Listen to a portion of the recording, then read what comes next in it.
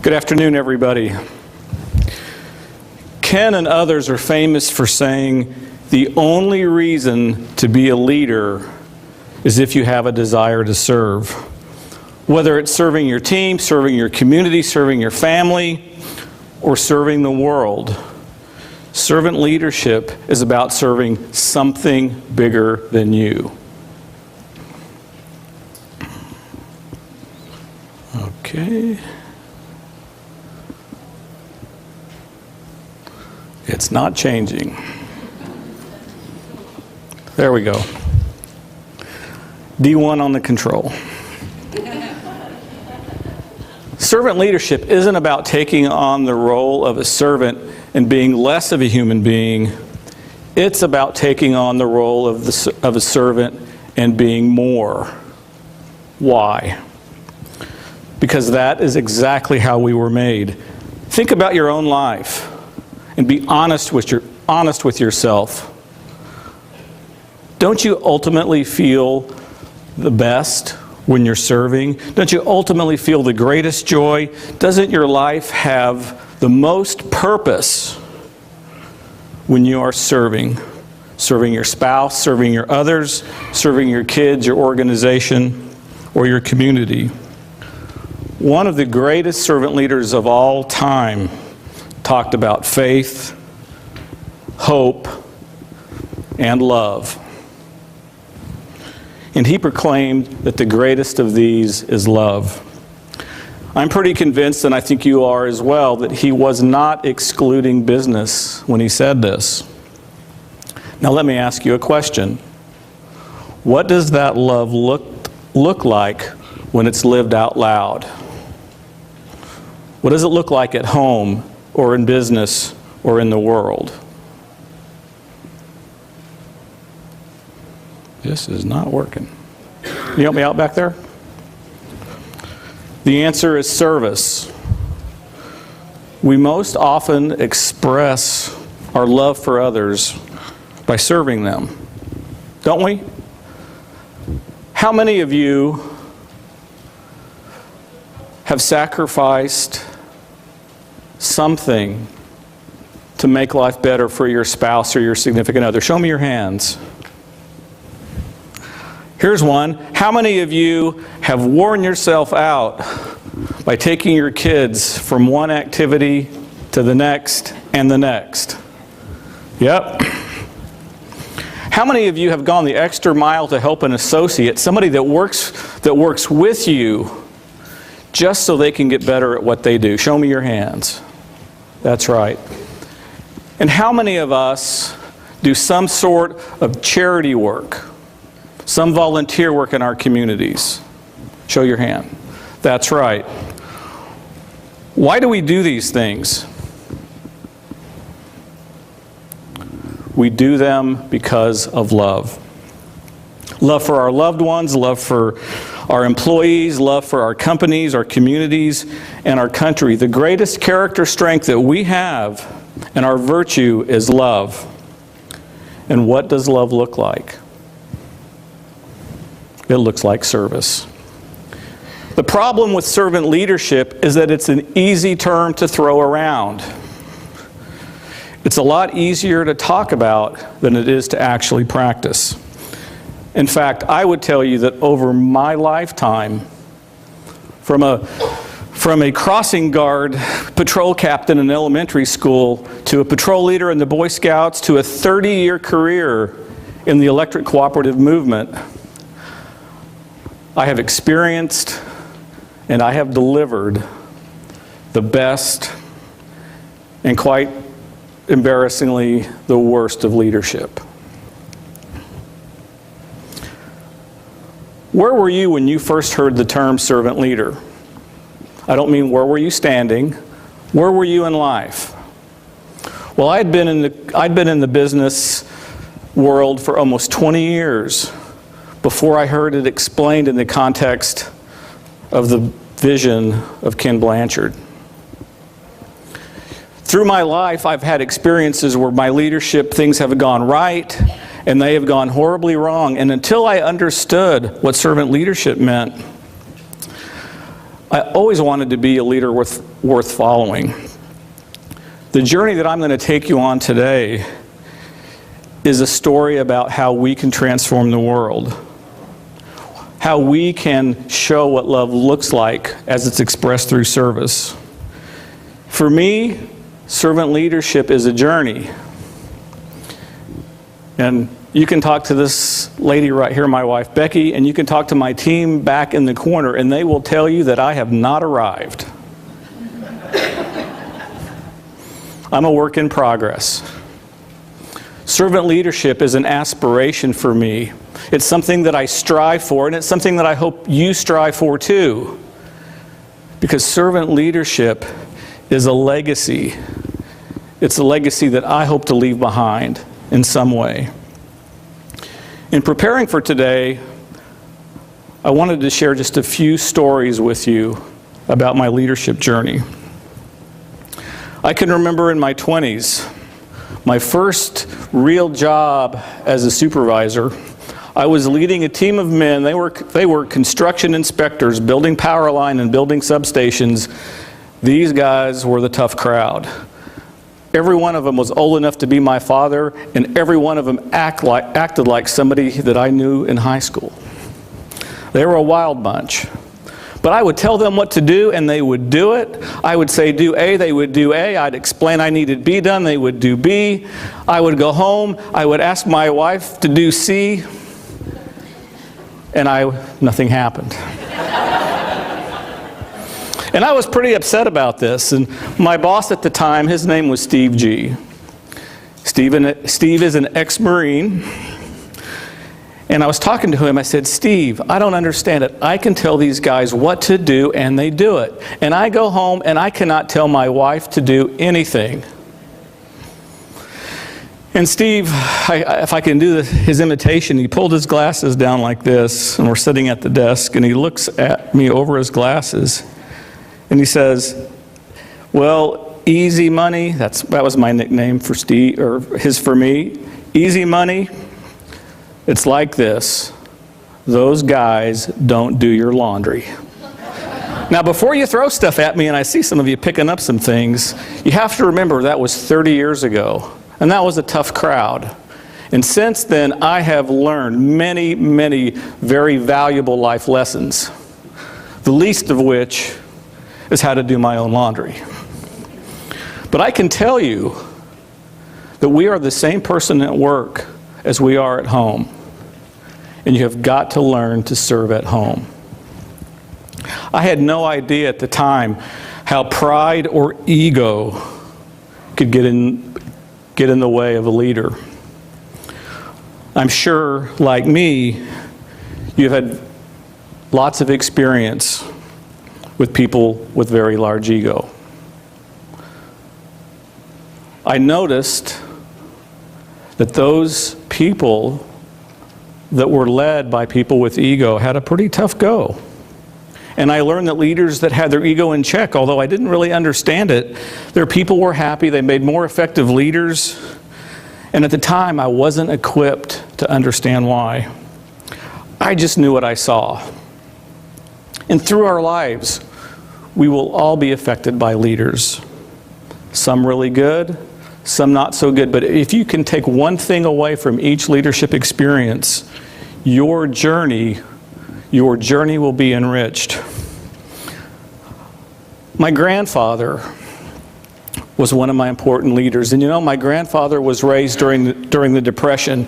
And to my grandpa, the measure of the worth of a man was how hard he could work. My grandfather started his newspaper route at 4 a.m. He went to the door, he put on the hat, he took the coat off the coat rack, put on the coat, he went out, he did a paper route, he came home, and he had to be home by 6 o'clock. And you know why? Because that's when his dad needed the hat. That's when his dad needed the coat to go to work. So for my grandfather, great leaders worked nonstop. They were tireless. And they were also very good providers. In my early 20s, one of my leaders was a gentleman by the name of Master Jack Wong. Master Wong taught me Taekwondo. And eventually, I was in a position to teach Taekwondo to students myself. And I learned in this process that in order to be truly proficient, you have to give knowledge away. Whether you're teaching people how to move, or whether you're teaching people what's important in life and how not to give up when things get really tough, proficiency is realized as you give your knowledge to others. Now, my most influential person in my career was a guy by the name of Doug Bursey. Doug was old school. He made those inspectors that I worked with look like nothing. Doug was a big man, and at the time, I thought he was 12 foot tall, but I think he was only about 6'2". And I was working in Alaska, and my office was actually attached to our office building via a walkway, and it was a trailer. And I would hear Doug walking in, and my trailer would shake. Doug didn't try to intimidate you, but if he did, he considered it a plus. There was lots of people that ran screaming into the night to not work for Doug, but you know what? I loved working for Doug Bursey. Because Doug Bursey's expectations were so great that I felt like I did the impossible. It wasn't always easy, but Doug would never ask you to do something that you knew he couldn't do himself, that he wouldn't try to do himself. He was tough. He had great expectations, and I think the reason that I loved Doug happened one time when we were on our way home and we were called to a hospital. And Doug Bursey, this big man, 6'2", the guy that shook the hallway when he walked, talked to a wife of a lineman who had just been killed in an electrocution accident.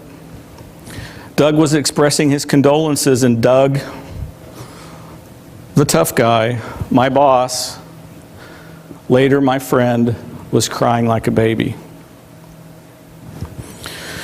Leaders worth following have great expectations,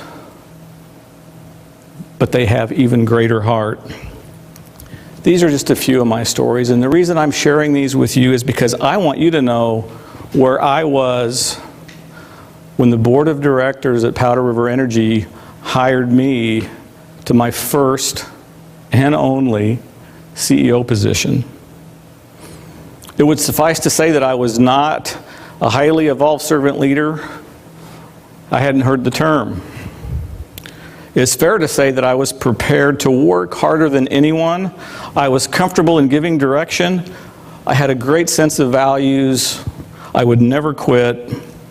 I realized having heart was important, although the thought of openly showing that I had heart was absolutely the most frightening thing. This is the start of my story today. It's about facing reality, finding the courage to change, and leading at a higher level. I hit the ground running when I started working at Precorp. We were involved in developing a natural gas reserve that was the biggest natural gas reserve in the country at the time.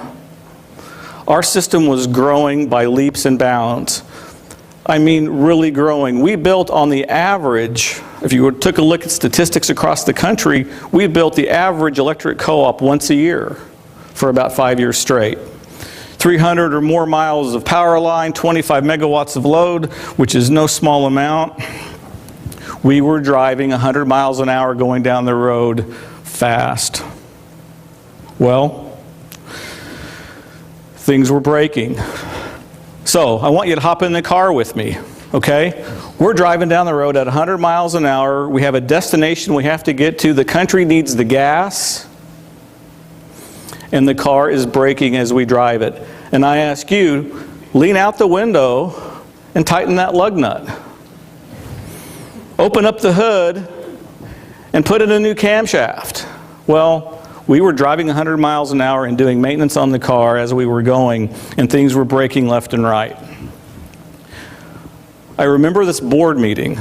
Now I report to 10 directors, and because we're a rural electric cooperative, they're all agricultural people. They're good businessmen. The ones in Wyoming are also cowboys, believe it or not. And we were talking about our audit report and the fact that inventory was off. Inventory was more than off. Inventory was broken. Not quite half our stuff was missing. And one of our directors was saying, help me to understand why this is happening. Well, our pole count is off. Our wire count is off. And Walt Christensen looked at me and said, you know what, Mike? I'm just a rancher, but I know how to count. I count my cows. I count my hay. I count my pastures. I don't understand why it is that you guys can't count poles. Because the last time I looked, poles don't move. It was pretty embarrassing. And we had to do some innovative things to fix that. We had to do some innovative things to survive the coal bed methane wave as it crashed all around us. They talk about opportunity coming when you least expect it. Well, we had tons of opportunity for several years. Another pivotal moment in my life as a leader occurred. The first one is the September 11th terrorist attack, and also the commissioning of our first employee opinion survey. The shock of 9/11 sent ripples through our community.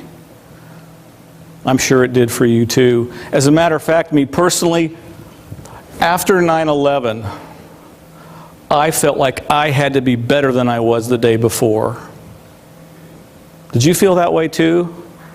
Many of us did. We felt connected. We had to get better. Something had to change. But at the same time, after that, we were bombarded by negativity. We were bombarded by fear. We were consumed by anxiety, and our communities were suffering. And I decided to do something that is absolutely one of the most wild ideas that I've ever had in my life, and I don't know why I had it. But we decided to do a bus tour, and we brought on board 2 National Football League ex-players, Super Bowl 20 heroes, a gentleman by the name of Brian Holloway. You might not know him, but the other guy that came along with him was this little football player by the name of William Perry. You remember him, the fridge? Yeah, he's still that big. We went around our community. We toured the small communities in our 16,200 square mile service territory, and we tried to breathe some hope into the people. We call this bringing people our celebration together, of championship a dream communities. And a vision of many people around the world. At Powder River Energy, we began the Celebration of Championship Communities Tour this year as a means to come together. During the tour, Powder River Energy recognized many people in Northeast Wyoming who work to make their community a better place to live. We hope you recognize them too. Keeping people and customers first. Powder River Energy Corporation, a Touchstone Energy Cooperative. Me in that video is the faces of people. They were smiling, and that was not something that was very common at the time. You know, I learned that as leaders, as servant leaders, we have got to be equipped to dispense hope. I was riding pretty high on this event. I felt 10 feet tall and bulletproof, and I decided to commission our first employee opinion survey. And I can tell you, after doing that survey and getting some brutal feedback, little did I know that the war in terror wasn't the only war that was going on at the time. I'd like you to hear from Dolly Schlerette talking a little bit about our first employee opinion survey.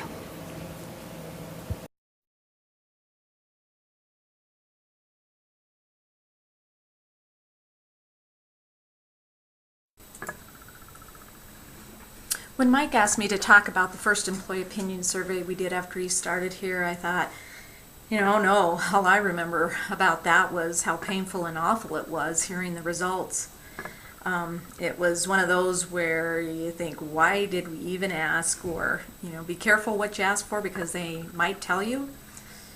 The survey came about 1 year after Mike had been at Precorp, and the coal bed methane industry was really starting to boom in our service territory, so we were really, really busy. It was also a little over a year since the interim manager prior to Mike coming here had fired 2 employees after sending an email to the entire company the night before that basically stated you'd find out tomorrow morning whether you had a job here or not. So needless to say, there was still a strong lack of trust and fear. Morale had definitely been the lowest that I had ever seen it in the almost 20 years that I had been here at that time. The survey was about 6 open-ended questions, and believe me, they were very blunt and very hurtful comments made. I was actually surprised that Mike didn't just pack up and leave rather than face the challenges ahead. And boy, there were challenges with the coal bed methane boom doubling the size of our territory of our company in just a matter of a few years.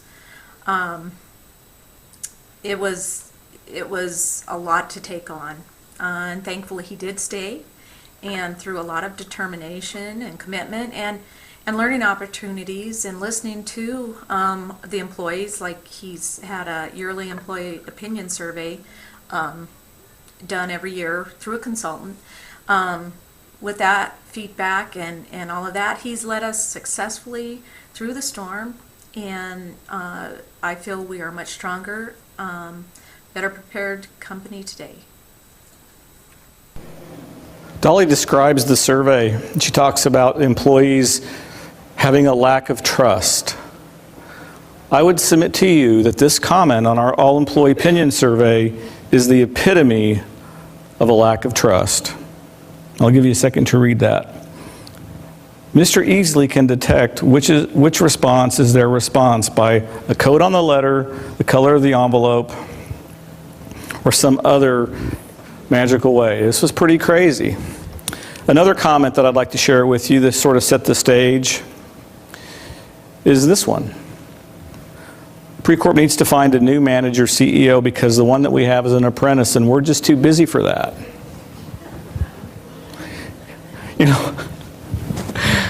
I can look at this and smile today, but I wasn't smiling back then. And you know why I wasn't smiling? Because when things get personal, it hurts, doesn't it? It does. But you know what? What hurt even worse was that I had to come to the brutal reality that I was not serving our people. I wasn't serving them like they needed to be served, and I was not serving them like I thought I needed to. So like any of us, I drew on my past leadership experiences, and I drew on my time with Master Jack Wong. If you know much about martial arts, you know that each level gets tougher, more intense, more physically and mentally challenging, and I was feeling all of the above. But I drew on my values. I didn't draw on anything but what was inside. Courtesy, integrity, perseverance, self-control, and indomitable spirit. These are the 5 aims to achieve for Taekwondo. I'm glad I had them in my toolkit. You know, leaders worth following have to be mentally tough and emotionally predictable. We have to be a rock for our organization. We need to be tough as nails. We can't be mean about it, and we have got to have a tender heart. I was determined to make positive change, and luckily enough, somebody had heard about our Celebration of Championship Communities tour, and I was invited to be a panelist at the Cooperatives annual meeting of the cooperatives. This is our national association. And this is the cooperative network. Many of you probably don't know what electric cooperative is, but imagine this. It's an electric utility that's owned by the customers, that's ran on democratic principles of one member, one vote.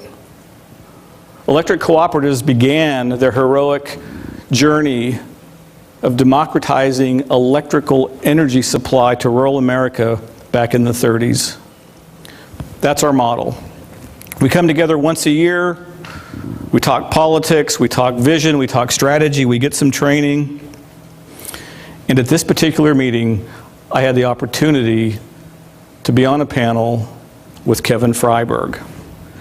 Now, Kevin was flying high and telling the story about Southwest Airlines in their book, Nuts. You all know Southwest Airlines. It's a company that keeps their employees first, creates raving fans out of their customers, and provides them world-class service. And isn't that an interesting concept for customer-owned electric utilities? Well, after the presentation, I had the opportunity to visit with Kevin. I was pretty scared because he was a pretty world-famous guy, and I was just the CEO from a little co-op in northeast Wyoming. And I know that I knew that I needed help, and I had an idea that maybe Kevin could help me. Now, if you're a member of a not-for-profit co-op, and you're going to ask a best-selling author and a world-class management guru for help, you have to be creative. I think I was pretty creative because the conversation went something like this. Kevin, I'm just from a little remember this word, not-for-profit co-op. I need help. You saw what I'm up against. You know what? I doubt that our co-op could ever afford to hire you. And I was wondering, do you do any charity work? Well, Kevin and I eventually figured out how to work together. Kevin helped me to understand the power of building a culture and the power of creating focus through a well-articulated mission and vision. And then in 2005, Kevin planted the seed in me of the idea to change, to grow, to enroll in what would be the Ken Blanchard Executive MBA program at Grand Canyon University. I was ready for change. I had faced reality. And as servant leaders, when we face reality, remember the story. It's okay to have a wild and crazy idea. It's okay to push the envelope. Sometimes it hurts to know that you have a weakness. You have to know how to ask for help. You can't ignore problems, and you can't fix something that you don't know about. And you need to be mentally tough, emotionally predictable, and have a tender heart without being mean.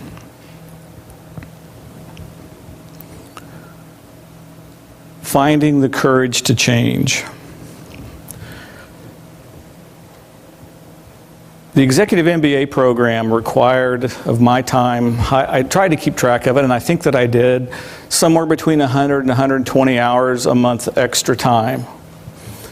Every class that I took, everything that I learned, I tried to bring one thing back to my staff to try to make our organization just a little bit better. And this helped us survive the coal bed methane boom. At the end of that coal bed methane boom, and at the end of the MBA class, my staff actually thought that they had completed it as well because I gave them so much homework. When we survived the CBM boom, we were tired. We had had a tough road to hoe. I was worn out. I think the organization was worn out. In 2010, our employee opinion survey numbers took a pretty big decline. We were beginning to understand that the boom was over. I needed another drink at the well of Ken Blanchard and his leadership vision. I needed a few hugs too. So I came back to the Client Summit last March. I went to the Servant Leadership Immersion class, and I realized something. I realized that I needed to change. I realized that the company needed to change. And I also came to the brutal fact that if I wanted anything to change, I had to start with myself. And so we worked pretty hard on that. You know, the servant leadership class gave me a fresh perspective. And after being with Ken and Margie and the wonderful Blanchard people for a year of my life, I thought I would have had this down pat, but I didn't. I realized that empathy in a leader is important. And you know why that's important? Because if you have empathy, then you know what it's like to be around you. And that's important if you're trying to lead people. That way, at least you have something in common with them. If you can empathize with your employees and your team members, they will feel empowered. If they feel empowered, they will embrace your leadership. And if they embrace your leadership, guess what, folks? It's easier to empathize. And the cycle goes on. Good things happen. But for me, this takeaway just wasn't enough. There was something else that was missing, and I really couldn't figure out what it was at the time. The Pre-Corp organization was going into decline. I was wondering, was I the right leader for Pre-Corp? Was I the guy that was going to be able to take this company to the next level for the next business cycle? And then I went to the Optimal Motivation Beta. And I realized as I watched what was happening in that beta that there was something here. There was a kernel of truth. There was some theme that was running through this new idea that I wanted to know more about. Now, Lori tells you that I'm sort of nice, but I can tell you I had her arm twisted behind her back, and I was whining at her with every ounce of energy to become involved in this Optimal Motivation program. And we eventually had the beta. And in preparing for the beta, I got way, way, way ahead of the curve, and I tried to analyze myself. I took the materials, I asked the questions without any professional help.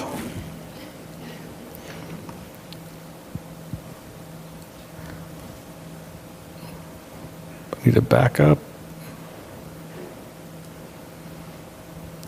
And I asked myself these questions.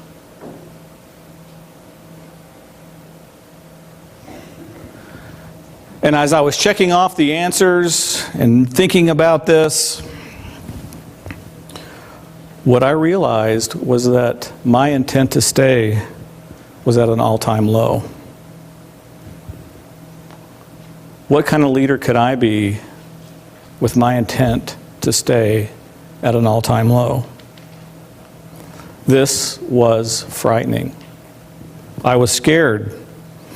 But after the beta and after talking with Susan, I began to realize. In leading at a higher level, Ken talks about establishing your leadership point of view and your personal vision. And you know what? I had checked that off the list. I had come up with my leadership point of view. I got an A on it, Ken, you remember? Of course, he told us how it had to look before we took the test. But I thought I had it done. And then I realized, as leaders, we do not have the luxury of checking our leadership point of view and our leadership vision off and putting it on the shelf. We have got to have it out daily, weekly, practically minute by minute, because you know what? If we as leaders think that we are done developing ourselves and realizing our vision, if we think we're done, then as leaders, we're finished. So I worked on this, and I was able to break down again, after months of soul searching, taking into account what optimal motivation had taught me through the beta and through lots of other conversations with Susan and her team. And I was able to boil this down, the essence of my leadership vision for myself. And I'd like to share that with you. First of all, I am called to lead a strategically aligned, values-focused, and member-centric organization with a unified and highly engaged employees that have a passion to serve.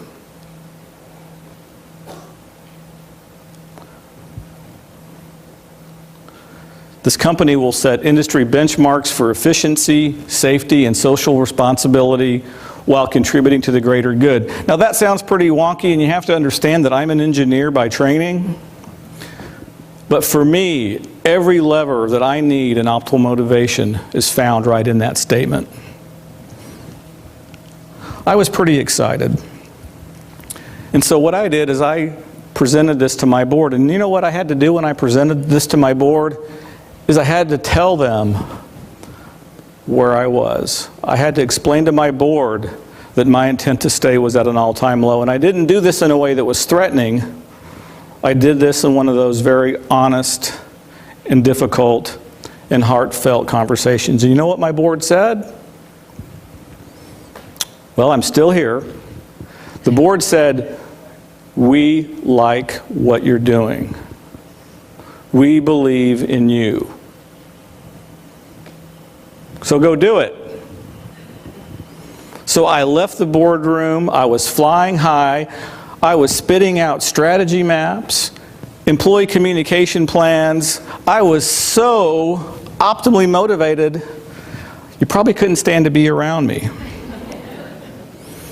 And then, in the midst of all this ramp up, I took a hard look at my last CEO 360. And this is a comment that was in there. Whoops. Mike needs to allow others to provide input and to help shape outcomes and have ownership before sharing his vision, his values, and his strategy. Here I was, ramping up, flying high, I was on track, and then I realized that only by letting go of my ego and letting my team have more game time would I truly be able to realize the power of that unified vision. I wanted it bad, but I could only get it if I let go. Only by letting go would that vision become shared. Only by being shared would that vision be compelling, and only by being compelling would that vision ignite passion, and without passion, you can't change the world.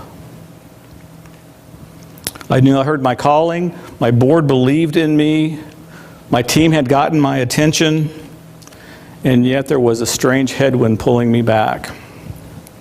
I want to share a quote with you. As I was doing some soul searching, I ran across this quote from Parker J. Palmer. This quote says, and it comes from Let Your Life Speak, it says, "Before you tell your life what you intend to do with it, listen for what it intends to do with you. Before you tell your life what truths and values you have decided to live up to, let your life tell you what truths you embody, what values you represent." Now, what does that have to do with servant leadership? What does that have to do with how we can use the Blanchard programs to help us be better leaders, to make stronger organizations, and to serve our customers? I think if we are truly listening to our call as servant leaders, we are learning how to open ourselves up and listen to what our life is telling us. Situational leadership is a model. It's a construct where we as leaders let go of control. We learn how and when to let go of control, and we shift our thinking and our approach to draw others into leading themselves. The DISC model, the type and temperament, the diagnostic tools that tell us what our personality traits are, also help us let go of control. We learn to step outside of ourselves and to be self-aware.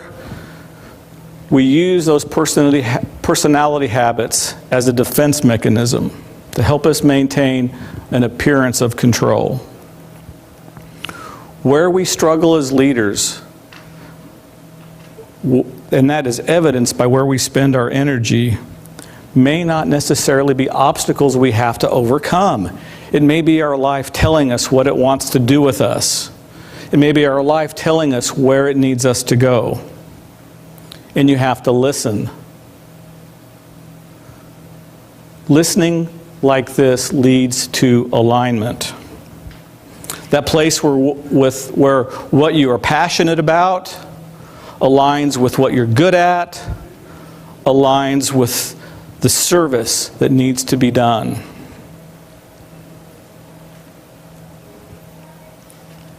This diagram and the red part in the middle is that alignment.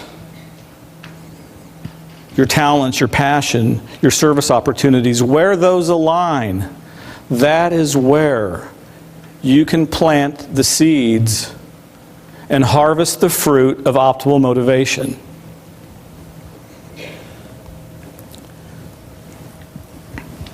If we're not aligned, it's like grinding gears.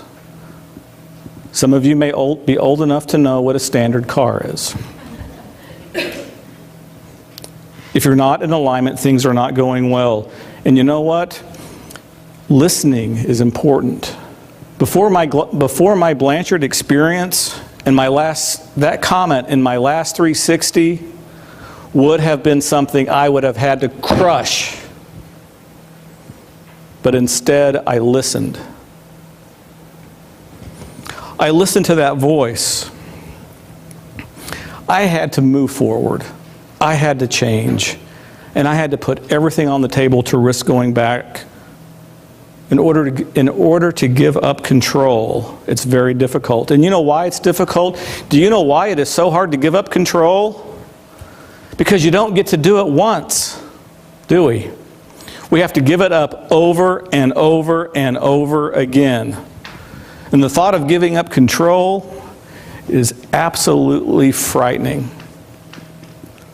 And as you try to give up control, as you try to let your life tell you what it wants to do with you, you will hear a voice.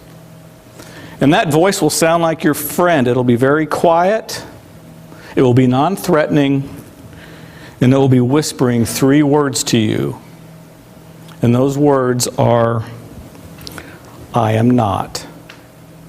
Servant leaders will have to battle the voice of I am not. If we get confused and we listen to that voice, our organization gets confused with us.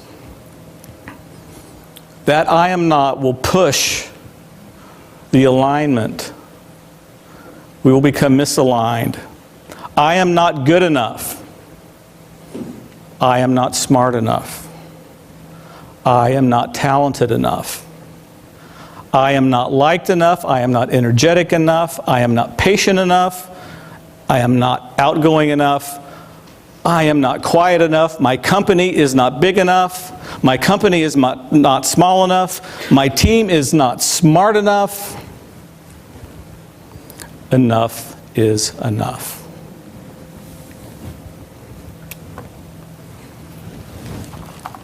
Enough is enough.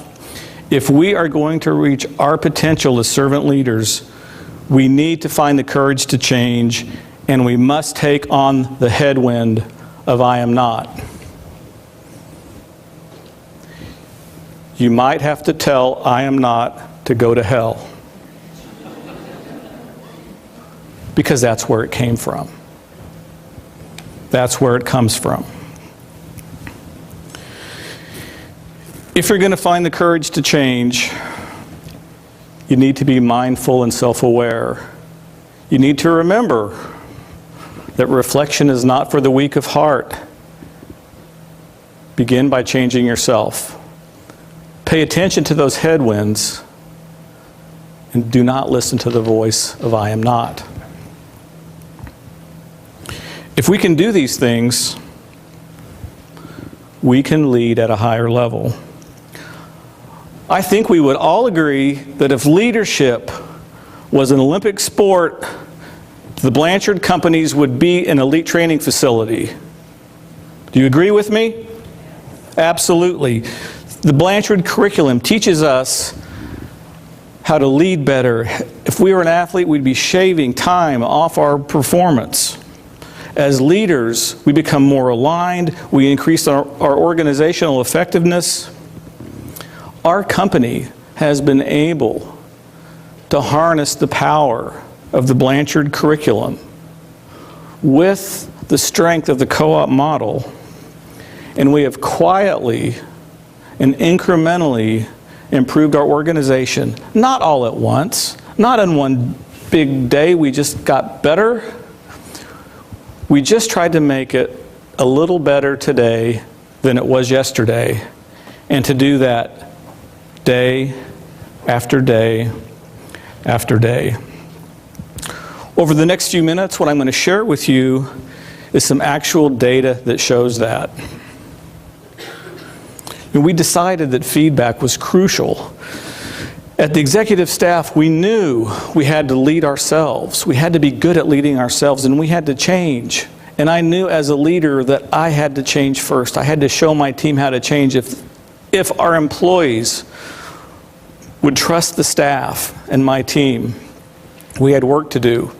Now, in the context of the DISC, in the context of MTBI, I am a dominant controller, a primary dominant controller, secondary steady relator, and if you haven't been brushing up on your DISC for the conference, that means that I am pushy and I don't negotiate until I figured out I'm not going to get my way, and then I become accommodating.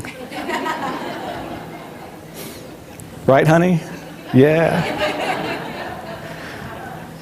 I wanted to change that. I wanted to be less intimidating. And so I looked at examples in my life of somebody that could coach me through that challenge. And I looked to my wife. Now, my wife, those of you that have got to know her, she loves little children. And they love her. It's magic. I don't know how she does it, but I figured, you know what? If I started working on little children, now bear in mind that I would be having adult supervision. If I could approach a child and make them like me, if I could approach a child and make them smile, maybe I wouldn't be so intimidating with grown-ups. So I asked Becky, how do you do this? And Becky said, well, it's really pretty easy. You have to bend down, you have to look them in the eye, and you have to smile and show them a little bit of teeth. Okay, I can do that. That's easy. So, we're at church, there's a little kid, Becky drops down, looks at the kid, smiles, next thing you know, Miss Becky, it's a hug fest. You'd think it was a Blanchard convention. Then she looked at me. It's your turn, Mike. And so I bent down, I saw that little kid, I looked him right in the eye, I said hi, and I smiled and I showed my teeth.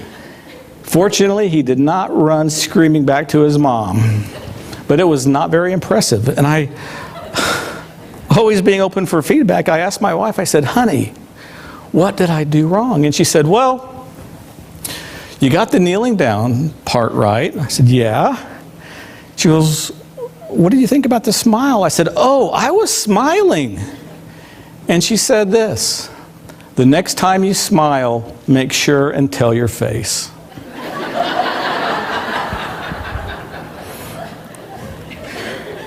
That's just one example and a funny story of why leaders need to try to improve themselves. why we need to be able to lead ourselves, because if we can't lead ourselves, we can't lead others. These numbers are from our survey results from 2007, showing a steady increase on the scores for the executive staff.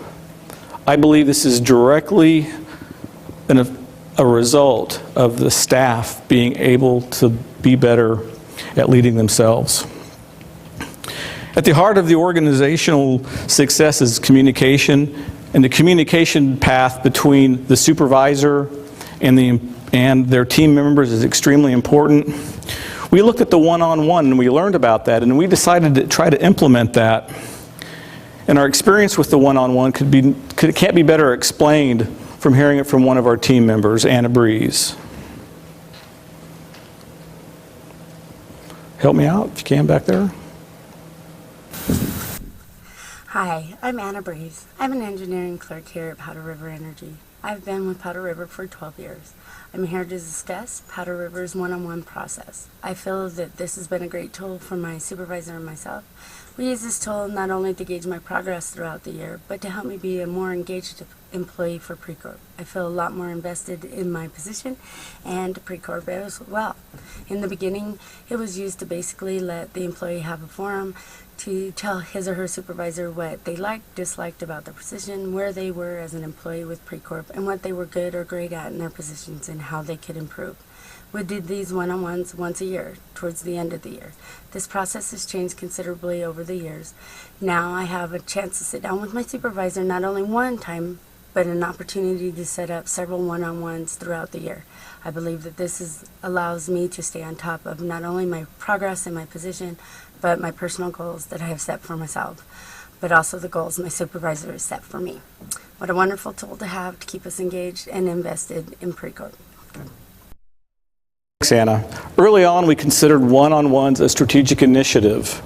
And after several years, they're just now becoming part of our culture.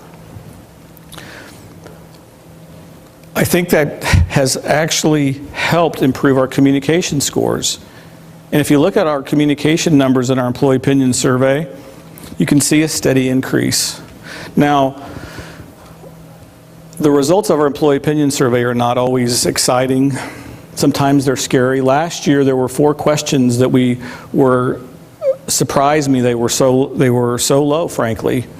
Precorp communicating honestly with employees, Precorp treating employees with dignity and respect, Precorp following through with its commitments to its employees, and the ES committed to building trust. None of these questions show up here, but I commissioned a team of employees to help me understand what this meant, to help me become closer to the team. And what I learned is that there were 3 things that were creating this very low scores. The first one was communications. The second one was communications. What was the third one? Communications, exactly. You know, in addition to having a good relationship with your supervisor, you have to be good working together as a team. During the course of the coal bed methane boom, we tried to improve our processes and our procedures, and we tried to implement a work management program that actually stressed all our team concepts. I'd like to hear from Marcy Brzezinski about our work management process.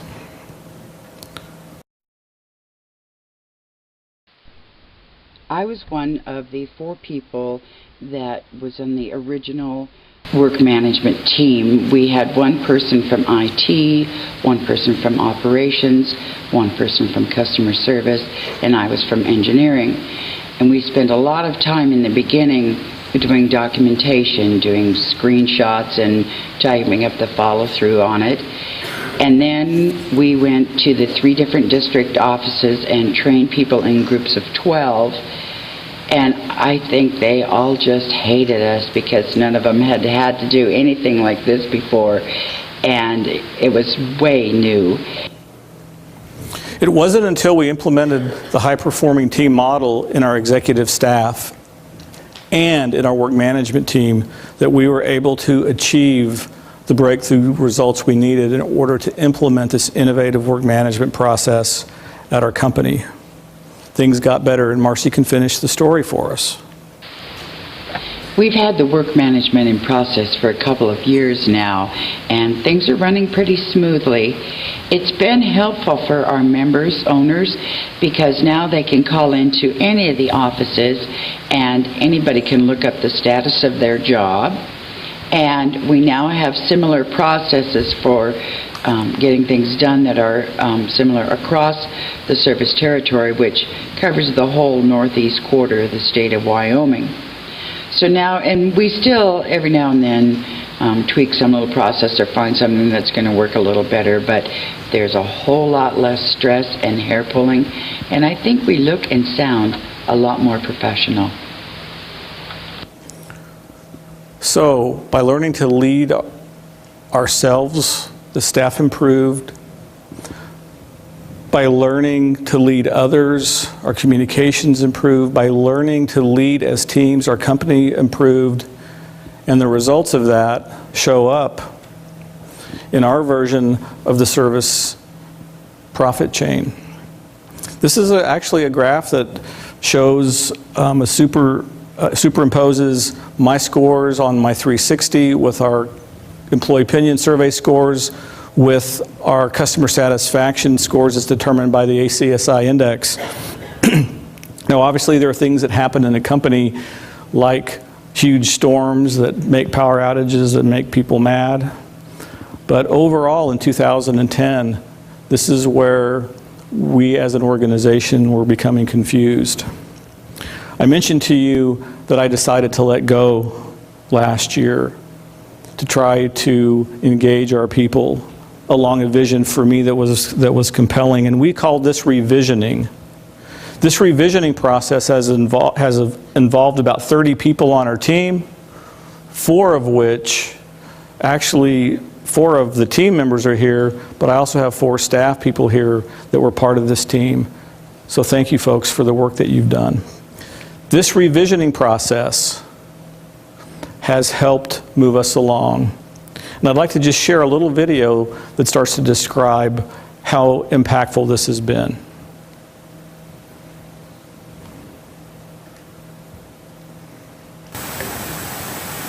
When my work aligns with the company's mission, vision, and values, not only do I feel like I am on the right road, I also feel as if I am helping drive the truck. Now, if you're from Wyoming and you get to feel like you're driving the truck, that is a pretty big deal. And you know why it's a big deal? Because if you drive the truck, you don't have to open any gates. So, by the end of the year, we'll have completed this revisioning process. And we went into a strategic planning retreat that took the work of this group, some 6 hours of video content, PowerPoint presentations, brainstorming, and the board and the staff and the employee team has developed this vision. Now, this vision is not the same one that I envisioned last year. This one is better. Let's hear from Libby talking a little bit about the revisioning process. Being involved in the revisioning process has made me feel like I have a purpose and my efforts are being used to fuel the vision for our future. It makes me feel proud that my vision on values and how we achieve living those values will be incorporated into Precorp's vision and expectations for employees. I appreciate getting the opportunity to shape what Precorp will look like 10 years from now and throughout my future as an employee. I am proud that Precorp is taking continuous steps to improve as an organization. That's the type of business that I want to work for. That's the kind of business I want to work for too.